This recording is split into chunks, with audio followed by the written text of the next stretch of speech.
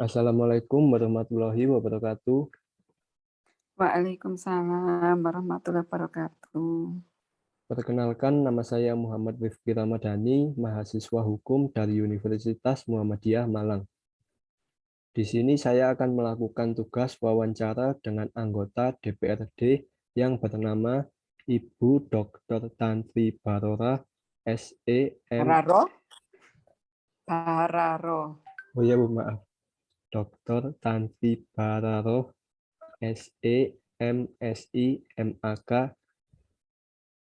Wawancara hari ini bertemakan peran partai politik dalam menghasilkan kader yang bersih dari korupsi, kolusi, dan nepotisme. Langsung ke pertanyaannya ya Bu. Ye. Apa motivasi Ibu terjun di dunia politik? Dari informasi yang telah saya cari, Ibu dahulu bersekolah mengambil jurusan ekonomi dan sekarang telah menjadi doktor akuntansi. Saya sedikit penasaran, apa yang menyebabkan Ibu memutuskan untuk terjun ke dunia politik melalui PDIP? Ya, terima kasih Mas Dhani Muhammad. Assalamualaikum warahmatullahi wabarakatuh.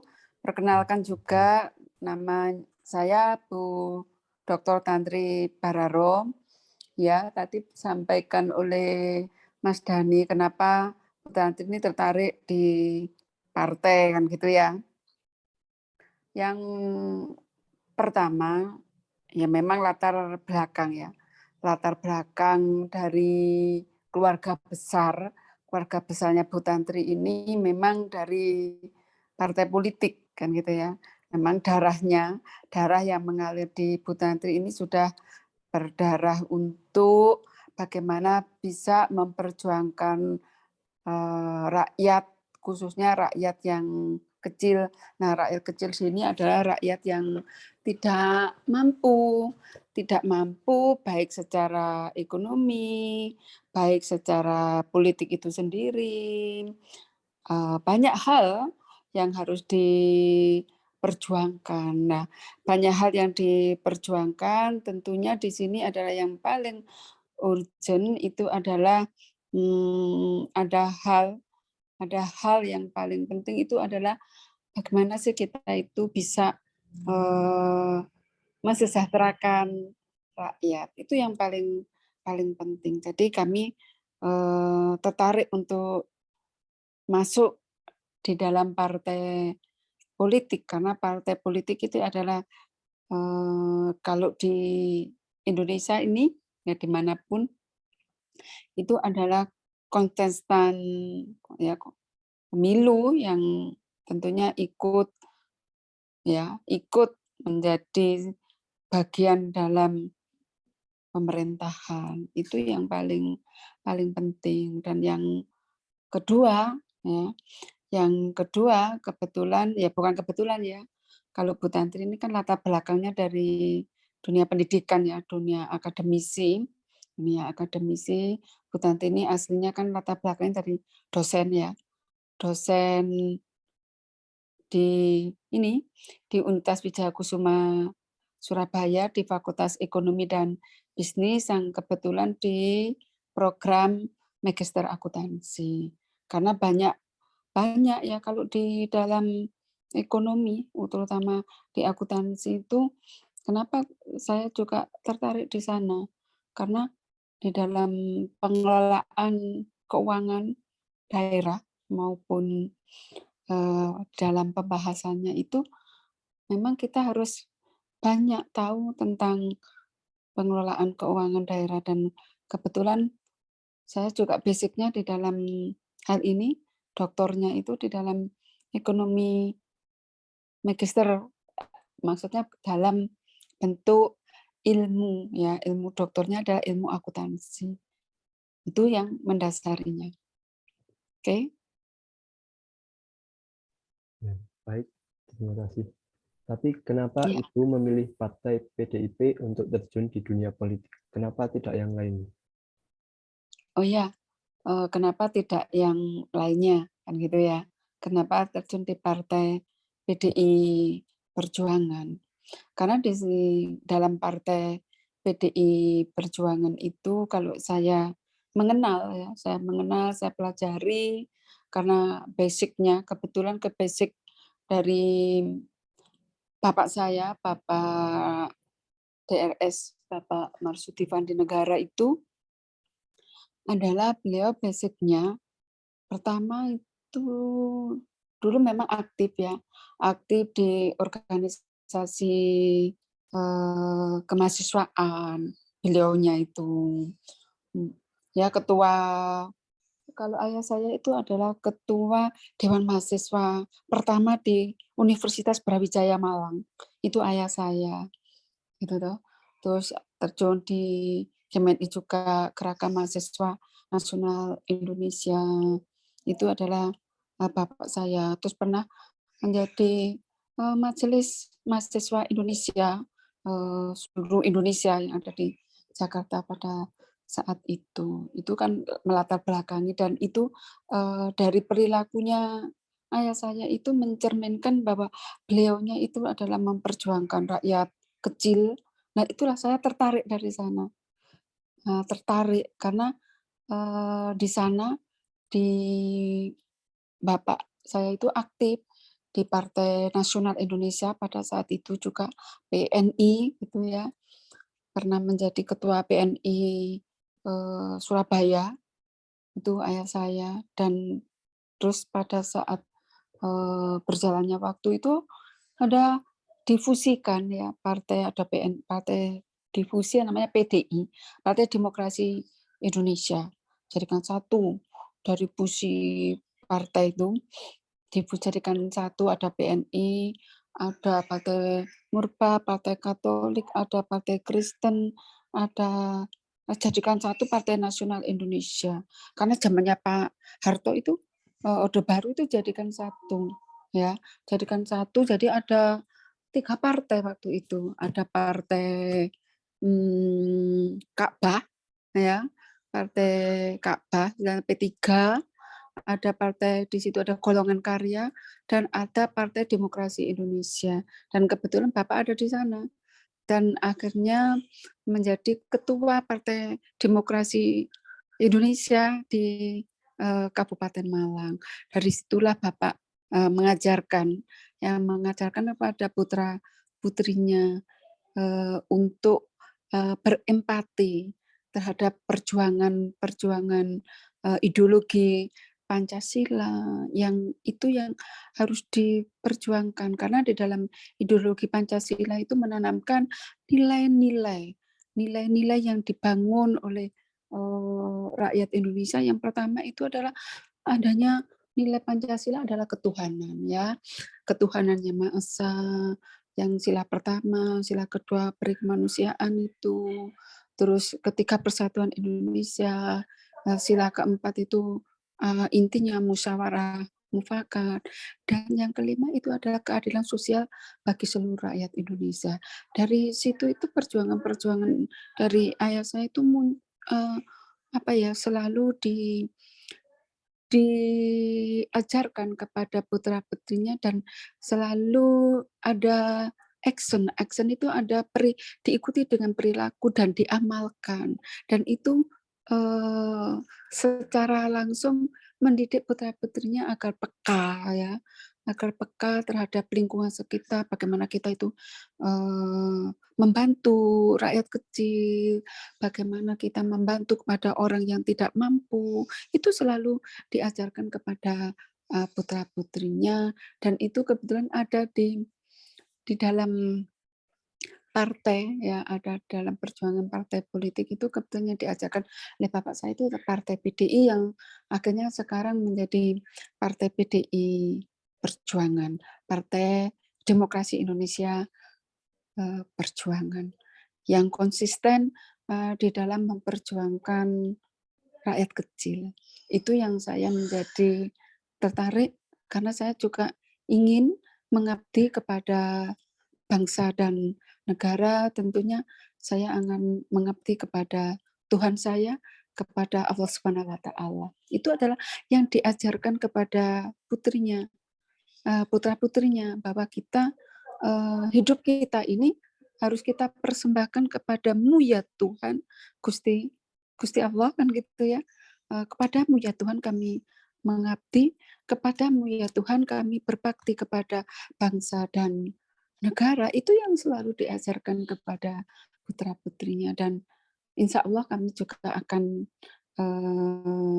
apa ya istilahnya, amanah itu akan Bu Tantri laksanakan sebisa mungkin, karena prinsipnya Bu Tantri itu ingin apa ya istilahnya itu berbuat baik istilahnya. Ya sebisa mungkin itu hidup ini bermanfaat untuk orang lain walaupun sekecil apapun. Itu sih cita-cita saya. Oke. Ya Bu, baik. Pertanyaan selanjutnya ya Bu. Ya. Menurut Ibu, apa peran Partai PDIP dalam menghasilkan kader yang bersih dari KKN, korupsi, kolusi, dan nepotisme? Nah, makanya kan kembali lagi kepada apa ya istilahnya itu sistem pengkaderan ya, kaderisasi. Karena di dalam partai PDI Perjuangan itu ada di dalamnya itu ada sekolah partai. Jadi siapa saja yang ingin bersama-sama dengan PDI Perjuangan itu harus disiplin ya, harus disiplin dan harus ikhlas ya, disiplin, ikhlas di dalam memperjuangkan konsistensinya terhadap ideologi Pancasila, dan di PDI Perjuangan satu-satunya adalah yang punya sekolah partai. Siapapun yang ingin menjadi apa ya istilahnya itu menjadi petinggi ataupun menjadi legislatif ataupun menjadi eksekutif, apapun bentuknya itu harus melalui sekolah partai. Kalau yang ada di dalam eksekutif ya ada sekolah partai, kalau yang ada di ada di legislatif itu ada secara khusus ada kaderisasi. Ada kaderisasi itu adalah mulai dari tingkat bawah sampai pada tingkat di sini ada guru kader ya, mulai dari pratama sampai selanjutnya itu ada kalau Bu Tanti alhamdulillah di sini sudah menjadi guru kader ya, sudah menjadi guru kader untuk kaderisasi. Itu yang saya tertarik ya. Saya tertarik, dan untuk salah satunya untuk mencegah corruption adalah korupsi, itu ya harus dibekali ya, harus dibekali di semua lini itu harus manusianya ya, manusianya itu harus dibekali ilmu terhadap nilai-nilai itu tadi, nilai-nilai Pancasila. Kalau kita ingin negara ini bersih dari korupsi, kan harus mental dulu yang harus diperbaiki ya.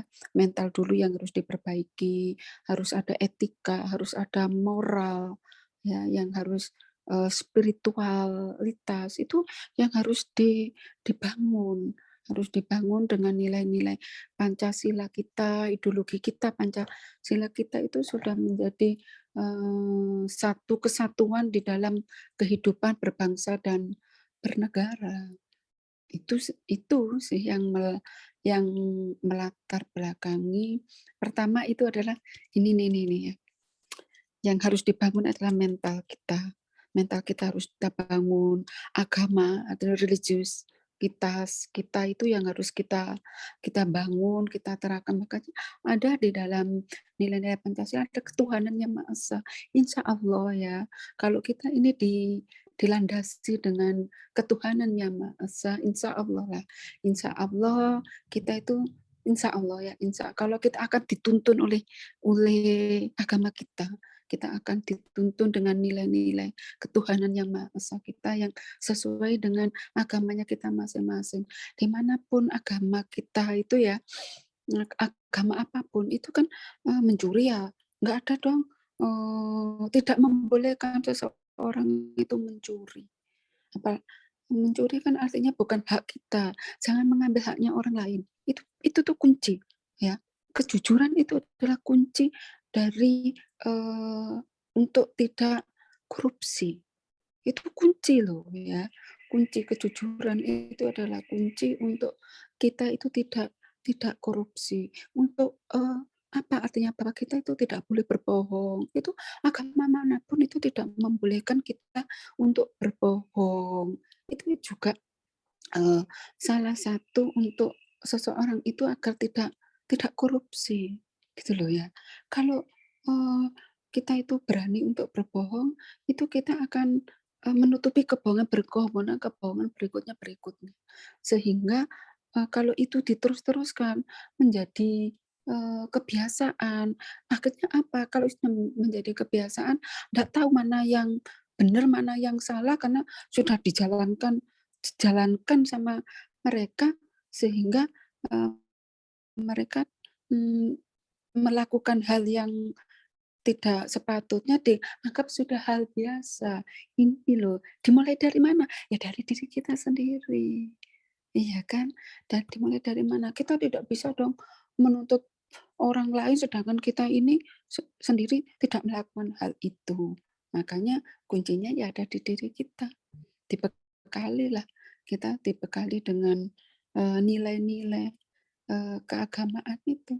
Ya, itu yang melatar belakanginya. Baik, Bu.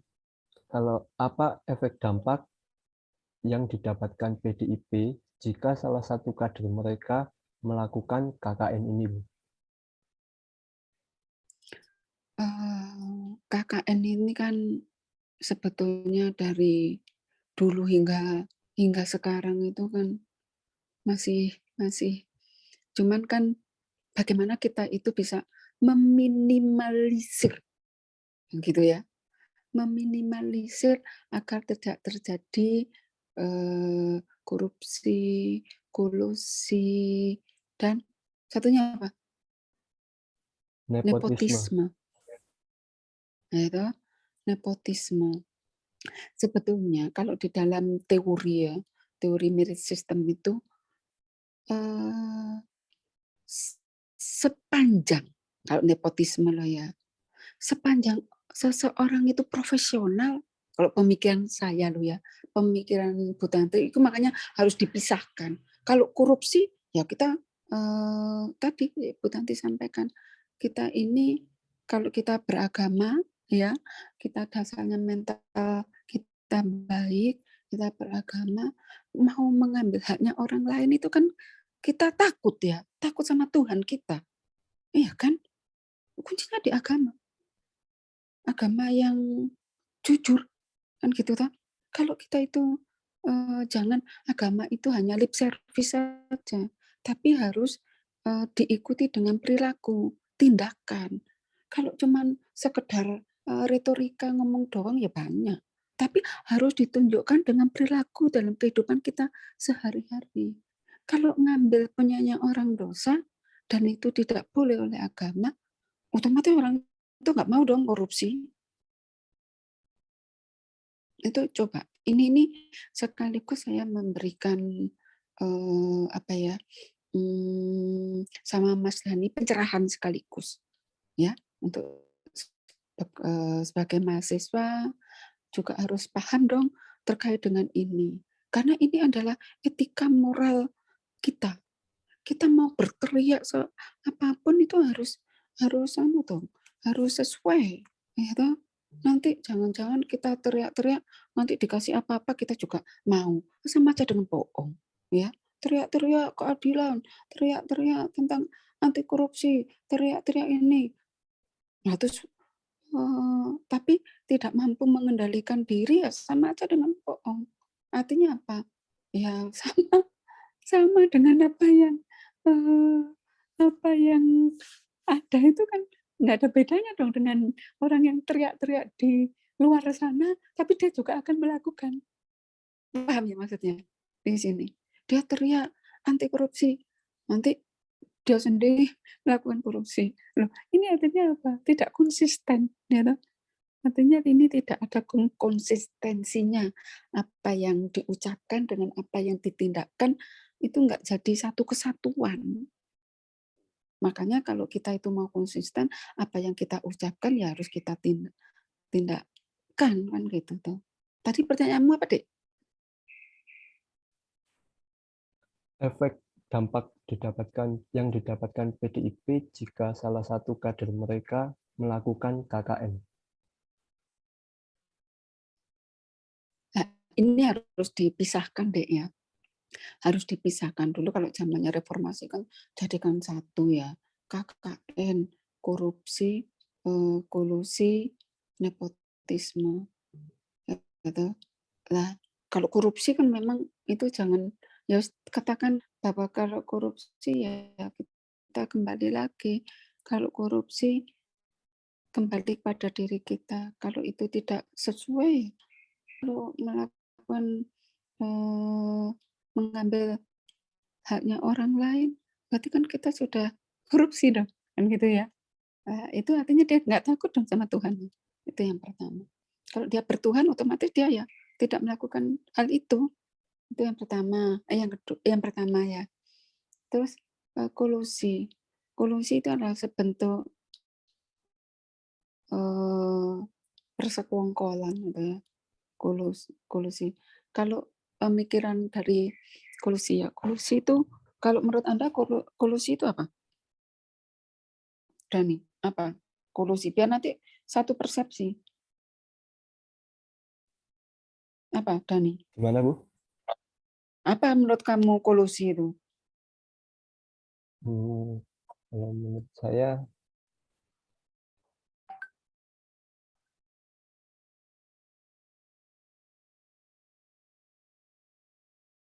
kolusi itu persekongkolan antara dua pihak. Nah, itu kamu mau lihat Google ya? Dari pikirannya Dani sendiri.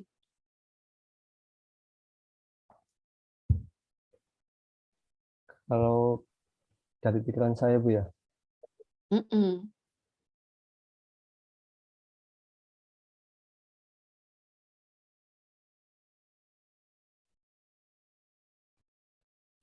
kalau dari pikiran saya itu mendapatkan tujuan tapi merugikan orang lain. Nah, nanti ya Mas Dani juga harus memahami apa itu korupsi, apa itu kolusi, apa itu nepotisme, ya kan? Itu harus Mas Dani pahami dulu ketika mau membuat sebuah pertanyaan, ya. Tapi nggak apa-apa, kita sharing aja di sini bahwa kolusi itu ada yang mengatakan sebuah persekongkolan sehingga impact-nya itu merugikan orang lain, ya toh. Hanya mencari keuntungan belaka, hanya memperoleh keuntungan. Terus ada lagi, apa sih dimaksud dengan kolusi di sini? Ada semacam bentuk kerjasama, yang disembunyikan atau yang dirahasiakan, atau ada kolusi yang melanggar peraturan, ya, hanya tadi tujuannya adalah untuk menguntungkan sendiri. Itu adalah yang dinamakan kolusi. Sehingga di sini ketika kita melakukan sebuah kolusi yang tujuannya hanya untuk kepentingannya sendiri dan merugikan orang lain, itu ya memang kita harus kita melakukan apa ya istilahnya itu, kalau kolusi ya kalau tujuannya itu untuk kejahatan ya harus jangan dong kan gitu ya. Jangan kalau memang tujuannya untuk kejahatan. Loh, Bu, apa ada ya kolusi yang yang tujuannya untuk kebaikan. Nah, ini sudah ranahnya sudah filosofi nantinya. Ranahnya sudah ada filsafat ya. Filsafat contoh kalau di dalam ekonomi ya, para pelaku ekonomi bahwa polusi adalah suatu bahasan yang merujuk pada suatu aktivitas atau perbuatan yang tidak jujur yang dilakukan oleh kedua belah pihak yang terkait dengan apa ya, yang sudah sepakat untuk kerjasama dalam mencapai tujuan tertentu. Misalkan kalau di dalam ekonomi memainkan harga pasar, ya. Contoh, kenapa ini harga ini ya, contoh ya, harga minyak itu meroket, ya, melambung tinggi. Nah itu makanya itu kan karena diserahkan kepada pasar, maka negara di sini harus hadir. Negara harus hadir untuk bisa mengontrol terkait harga pasar minyak.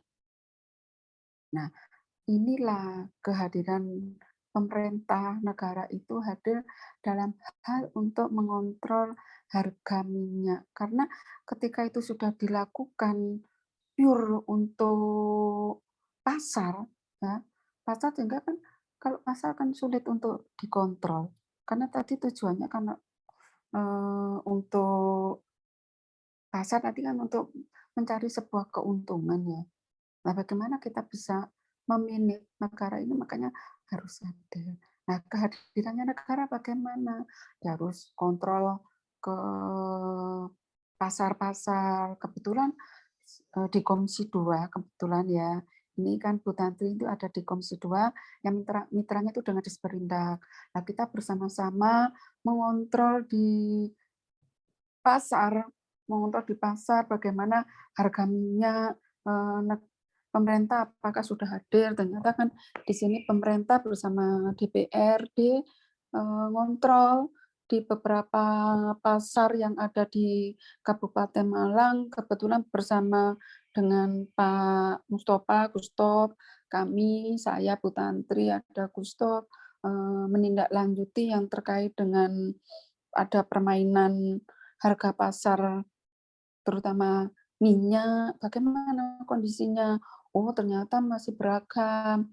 Ada yang harganya 22.000 per liter, ada yang 20.000, ada yang 18. Nah, dengan pemerintah yang hadir, dengan membuat sebuah kebijakan pemerintah itu membuat kebijakan harga minyak di pasaran itu 14.000 per kilo, ya, per kilogram, dengan ada waktu itu mereknya apa ya, Presswell atau apa gitu ya.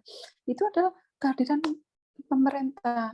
Untuk itulah pemerintah harus hadir, gitu, agar tidak terjadi kolusi, ya kan, antara pedagang dan pengecer itu, biar tidak terjadi kolusi. Ini sangat penting kehadirannya pemerintah. Itu kalau dalam bidang ekonomi. Masih banyak lagi kebijakan-kebijakan. Nah, sekarang kalau menurut Dani, apa yang dimaksud dengan nepotisme?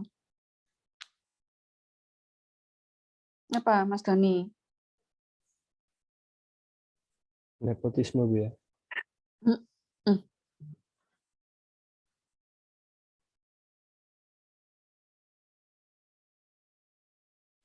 Mas Dani sebetulnya harus dulu ya. Harus wis di luar kepala lo ya. Tak jewer lo ya. Nepotisme itu apa ya? Lebih ke mengutamakan keluarga, Bu, daripada kepentingan umum.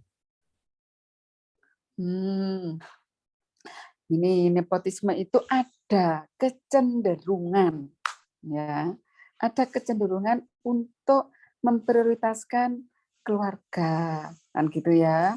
Dalam hal mungkin ada jabatan, pangkat di lingkungan pemerintahan, kan gitu ya, di lingkungan pemerintahan. Atau ada lagi, apa sih nepotisme? Nepotisme adalah perilaku yang memperlihatkan kesukaan yang berlebihan kepada kerabat dekat. Itu juga nepotisme. Terus apalagi nepotisme itu adalah sebuah perbuatan yang mengutamakan kerabat, keluarga sendiri, didasari rasa tadi senang, gitu, bukan karena kemampuannya. Nah, ini yang menjadi catatan bahwa bukan karena kemampuan untuk memegang suatu jabatan, ya. Bukan. Nah, untuk itu catatan. Ini yang harus dipahami oleh Mas Dani adalah bukan karena kemampuan. Kalau ini di pejabat-pejabatan pemerintahan. Tapi kalau di dalam perusahaan ya kita kan ada perusahaan keluarga, ada perusahaan BUMN, ada perusahaan umum, CP, PT, dan lain sebagainya, yang bentuknya bukan keluarga. Tapi kalau itu perusahaan di keluarga, ya pastilah dia akan memprioritaskan keluarganya. Kalau Mas Dani punya perusahaan sendiri, ya tentulah akan memprioritaskan keluarga sepanjang ya kalau ingin perusahaannya profesional dan ingin besar kan gitu ya. Ya harus cari keluarga yang punya kemampuan agar menjaga profesionalisme itu tadi. Itu kalau di dalam perusahaan, ya nggak apa-apa dong. Ya, ya Mas Dani terus mendirikan perusahaan, terus anaknya dijadikan nanti kalau sudah pensiun, terus anaknya dimasukkan atau belum pensiun, anaknya dididik di sana, terus diberi apa ya istilahnya diberi apa disekolahkan kemana-mana supaya anaknya itu pintar, ya nggak apa-apa dong. Nepotisme, ya toh? Boleh dong. Artinya nepotisme dalam hal ini perusahaannya sendiri, ya. Nah, kalau nanti untuk masih dalam perusahaan masih baru berdiri, ya toh, masih baru berdiri untuk gaji karyawannya masih belum belum bisa, akhirnya kan keluarganya dulu dengan berbagai profesionalismenya diajari anaknya, disekolahkan anaknya, nanti biar bisa membantu orang tuanya di dalam mengelola perusahaannya. Boleh dong nepotisme, nggak apa-apa. Asalkan di dalam perusahaannya itu diberi bekal, kemampuan namanya itu dalam teorinya itu namanya merit system. Ya, merit system ya punya kemampuan, ya di samping keluarganya tapi juga punya kemampuan gitu loh ya, itu juga punya kemampuan. Nah, ketika di dalam pemerintahan ya toh, ketika di dalam pemerintahan bagaimana ya sepanjang itu profesionalisme, ada yang dipersyaratkan persyaratan dan itu melalui tes-tes juga independen, ya nggak salah dong. Nah, gitu lah ya. Nah, sekarang mau kebetulan, ya kebetulan, umpama di dalam pemerintahan, anaknya, contoh-contoh gini aja ya, Pak Presiden, Bapak Joko Widodo gitu ya, anaknya kan jadi ada yang anaknya, siapa itu yang di Solo itu, siapa dek? Kaisang itu. Loh, bukan yang jadi Kaisang itu kan masih belum jadi apa-apa. Oh, yang satunya itu ya? Mas Gibran. Oh, ya. Yang jadi wali kota itu. Ya tahu? Oh, ya, ya. Lah, itu kan dipilih oleh rakyat secara langsung. Nah, apakah itu nepotisme?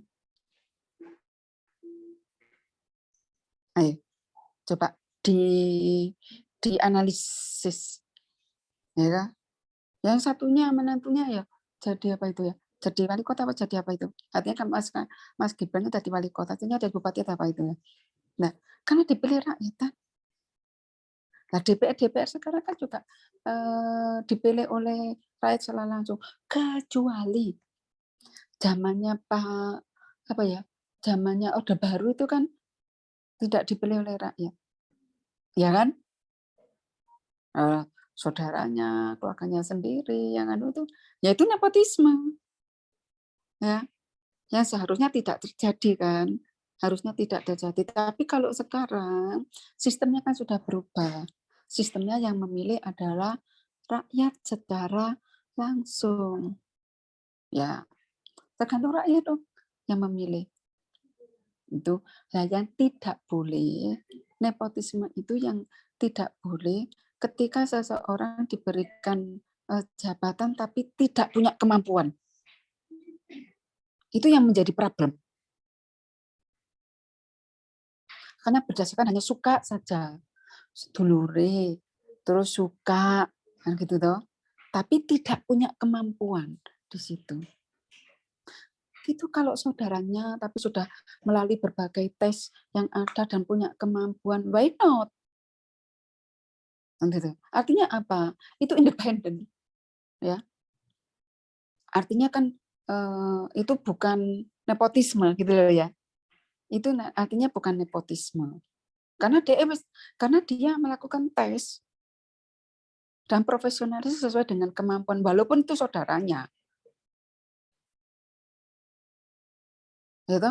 Kan banyak anaknya bupati kan karena kebetulan sebelumnya anaknya itu sudah PNS duluan. Baru bapaknya jadi bupati. Nah, apa itu dikatakan nepotisme? Enggak dong.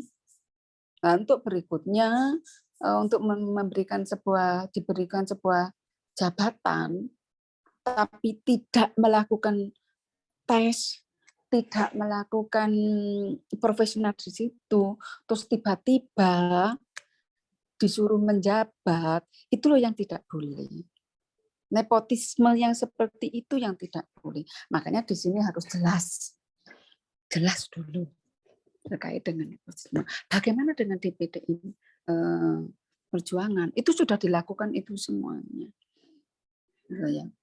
Bagaimana dengan Partai Demokrat gitu ya? Umpama. Itu kan habis dari Pak SBY ya, terus turun siapa Pak Anas Baningrum, terus ada masalah, terus lagi siapa lagi itu, terus sekarang anaknya toh siapa itu AHY itu, ya kan? Itu kalau di dalam partai politik. Nah itu sesuai dengan ketentuan yang ada, sistemnya bagaimana sistem yang partainya di Demokrat, bagaimana sistem partai yang ada di PDI Perjuangan seperti apa. Kalau saat ini kalau di PDI Perjuangan ketuanya kan Ibu Megawati Soekarno Putri, Ibu Hajah Megawati Soekarno Putri, kan gitu toh. Ya nepotismenya di mana? Nggak ada sih kalau yang di itu kan karena ketuanya masih Bu Megawati Soekarno Putri. Kalau yang di Bu Puan ya, Bu Puan kebetulan anaknya Bu Mega gitu ya.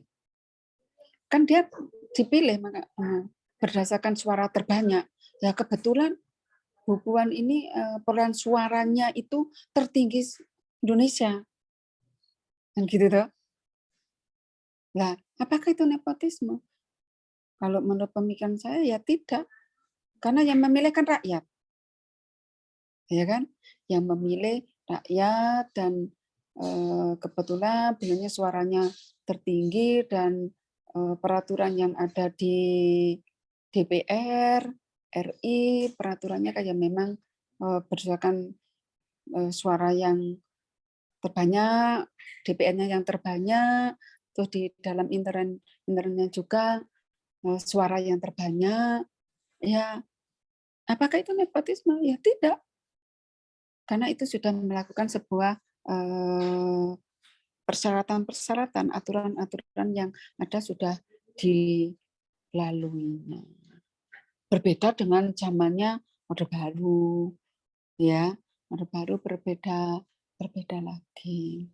Ya, itu sih banyak yang harus kita petik, ya, petik pelajaran. Ya mudah-mudahan di dalam PDI Perjuangan selamanya akan menjaga profesionalisme ya. Kan kita nggak tahu ya ke depannya seperti apa, tapi kan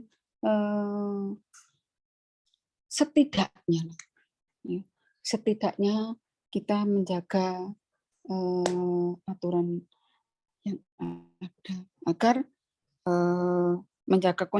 agar tidak terjadi tadi korupsi, kolusi, nepotisme, kan gitu ya. Ya.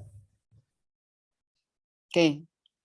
Baik Bu, itu saja pertanyaan yang bisa saya tanyakan. Terima kasih Ibu sudah menyempatkan waktunya untuk wawancara kali ini. Terima kasih atas penjelasannya juga. Semoga Ibu sukses dan sehat terus ke depannya. Amin Mas Dani, amin. Dan semoga sukses dalam menjalankan program positif untuk membantu masyarakat. Amin.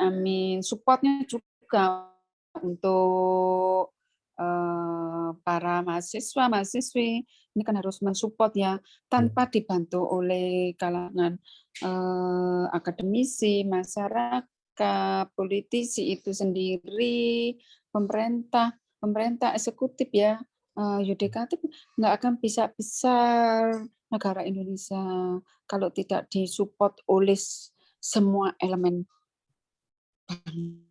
bangsa ini.